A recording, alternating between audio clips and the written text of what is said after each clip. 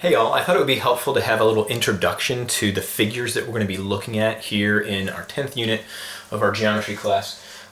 So these figures should all look familiar to you. You should have seen them in some other experience, identified them at an earlier age, at another grade level. Maybe you've even found the surface areas and volumes of some of these figures. Maybe you've done it in kind of an elementary way, and the learning that we're going to have in this unit is going to be a little bit higher end. It's going to kind of follow a very much a repeated pattern so that you can kind of establish a formula that will work every time instead of breaking the figures up into small parts and pieces and then working in that direction.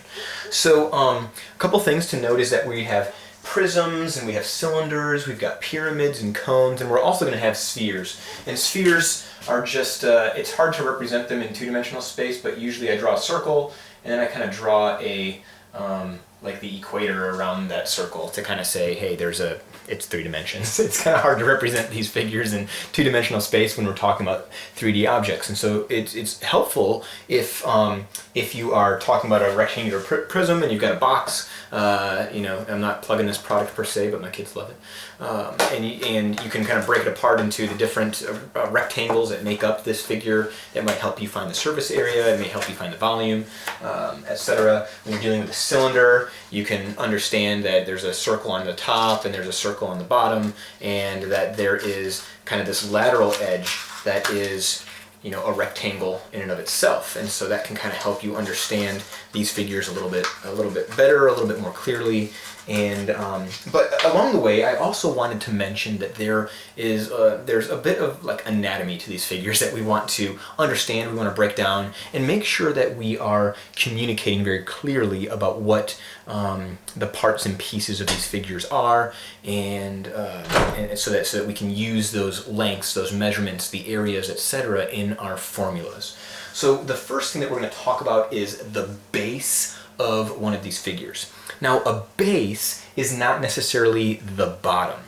When we are talking about a prism, the bases are the congruent and parallel faces, all right? So when we're talking about a rectangular prism, like the box of Scooby-Doo snacks I showed you just a moment ago, or this prism right here, any of the faces could be a base. Most of us, we're going to look at this and say, oh, the bottom is the base, and so we're going to talk about that rectangle that's on the bottom. Well, that rectangle on the bottom of that prism is congruent to and parallel to this rectangle that is at the top of the prism. So either of those two sides could be considered the bases. All right? We could say the left and the right are bases, the front and the back are bases, and that would work as well. But when we're talking about the triangular prism, we are naming it a triangular prism because it has triangles on it, and those triangles are the bases. The triangles have to be the bases. All right? You cannot say that the bottom of that triangular prism, because of the way that it's drawn or the way that it's oriented, is the base. The rectangles are not the base in a triangular prism. The rectangles are not bases in a hexagonal prism, etc. So if we are dealing with a hexagonal prism, the hexagons are bases. A triangular prism, the triangles are bases. But if we're dealing with a rectangular prism, well, there are all the 6 sides, all the 6 faces could be a base. It just depends on how you want to draw your picture, how you want to orient it, and how you want to determine which faces you are going to use as your bases.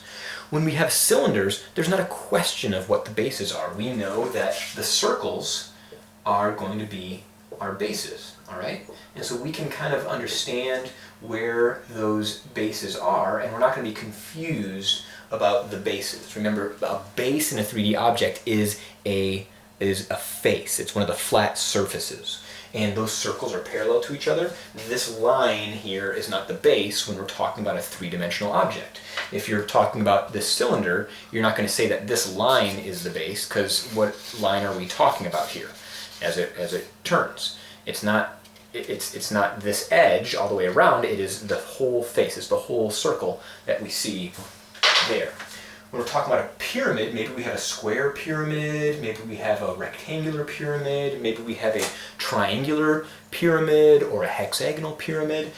Whatever kind of pyramid we have, if we're using one of those words as a precursor to the term pyramid, then that's going to tell us what our base is. A square pyramid has a square base. A triangular pyramid has a triangular base. A hexagonal pyramid has a hexagon for a base. Cones obviously have these circles as bases. So that concept of base is huge. If you can't look at the figure to determine what the base is or what the bases are, you will not be able to proceed with the application of the formulas.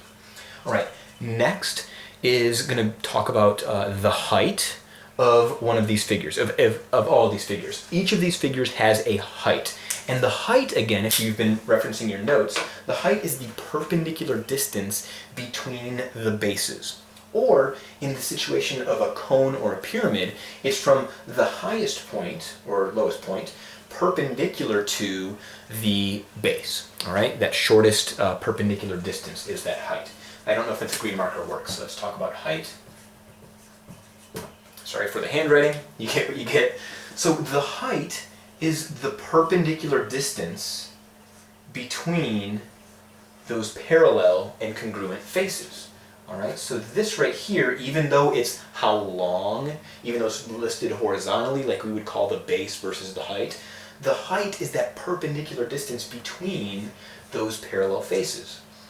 In the pyramid, it's hard to see and it's hard to represent. I might encourage you to check the textbook or to come ask a question. But this perpendicular distance from this vertex to the center of your base is the height. All right? This perpendicular distance here to the center of the circular base is the height. All right? So keep that in mind while you are working through this chapter, that the height is that perpendicular distance from the base to the opposite side, that shortest distance. All right, so we're not going to draw it longer in one way or the other. It's straight to the center, straight to the center, straight to the center. Here, that distance between. Here, that distance between those parallel faces. All right. The last thing is more an issue of how it applies with pyramids and cones. So this last thing is referred to as the slant height. Slant height. All right, so I'm going to write that word slant and then height. And I'll try to label this here in blue for you.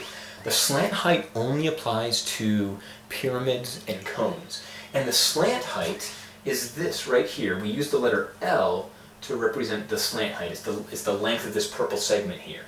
This is L, your slant height. It goes from the edge of your circle up to your vertex where the cone comes to a point. This distance right here along these, actually let me draw this better. It's kind of right in the middle of this triangular face. It's a little bit hard to see, but if I were to draw this maybe a little larger, right, it is actually, the slant height is the height of one of these triangles. So we're going to measure it perpendicular from the vertex all the way to the middle of this triangular side, all right? And so it's hard to visualize that. And so one of the things that we can do with a net, when we are talking about a slant area, the net, of course, would open up that square pyramid, and you'd have the square, you'd have your 4 triangles, and the heights of these triangles are all congruent to each other. The heights of these triangles are the slant height of the pyramid. All right? And so when we're finding the surface area, that slant height's really important. When we're finding the volume, the slant height is not important unless you don't know what the height is, or if you don't know what the length of one of the sides of your base is, of your base would be.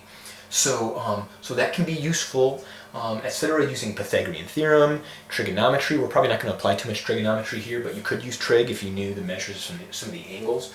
And again, slant height doesn't apply here. You might have more questions over that. I encourage you to check out the textbook. I encourage you to ask a question via email or in seminar. And then, of course, want to make sure that that you do get those questions answered. You might get more clarity when you see me do examples in the subsequent videos.